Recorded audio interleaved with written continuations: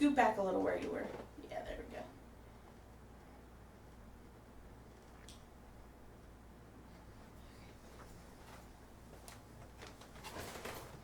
Okay.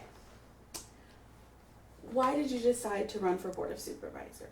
Well, this is something that I've wanted to do for a long time. It was something that was on my radar back in 2019. Back in 2019, I was one of the 6 candidates who actually made it to the interview process. With the other, with the Board of Supervisors, there was an appointment to be made, and I was one of the 6 who actually interviewed for that position. And back then, I made the decision that the next election cycle that was prudent and worked with my business, I would jump in the race, and here we are in 2024. And so what was it about the Board of Supervisors position that appealed to you? Well, what's appealing about the Board of Supervisors position is that you have a big reach. There's a lot of constituents in Sierra Vista, in District 1, Sierra Vista, Palominas, Hereford. And with that, you have more of an impact. So looking at the Board of Supervisors position, that's the one that was the most attractive to me. And so what are the challenges you see here in District 1, but also the county? Well, District 1 and the county, again, with District 1 being as spread out as it is, it really, I think the issues are all the same for the districts or the county. Border security, water, infrastructure, and economic development. And how do you think, or how can the county support, let me rethink phrase. You mentioned border security, so how can the county, or what do you think can be done to help law enforcement and border security? Well, the big thing with law enforcement is that we need to be out there advocating for resources for them to adequately do their jobs. We need to keep constant attention on it. We need to make sure that the state and federal officials or elected officials are aware of what's going on down here. Our sheriff does a great job advocating for those resources and making sure that people are aware of the severity of the problem down here, but he can't be the only elected official doing so.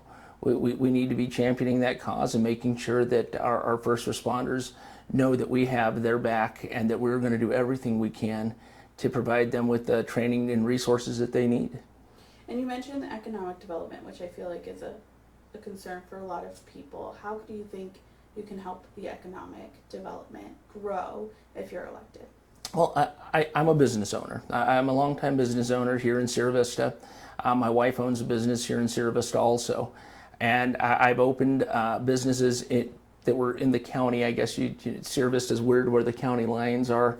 But I've opened a business and dealt with the county before.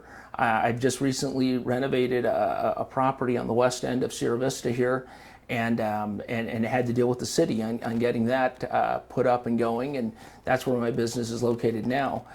Understanding those steps, understanding the process to it, and seeing some of it that can be a little cumbersome.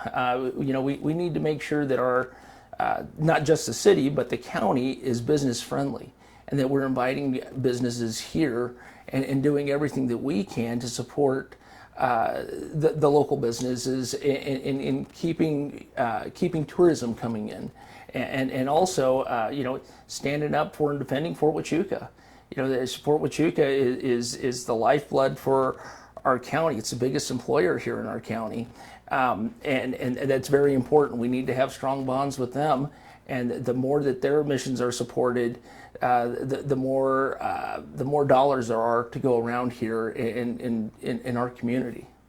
And obviously, the Cochise County got national attention because of the Board of Supervisors positions with canvassing and hand count elections. What are your thoughts on what you would do when it comes to canvassing and the hand count?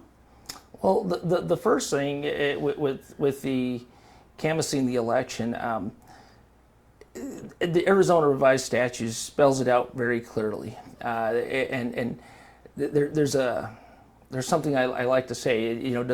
Does it say you shall or you should? If it's shall, that is a lawful order, and you're required to do so. So when it comes to canvassing the election, and I've asked a lot of people who were involved in the election process and everything else, in Cochise County, we didn't have a problem. We had great folks running the election. Our elections have gone smoothly. There's been no problems. There's been no investigations. There's been nobody who's referred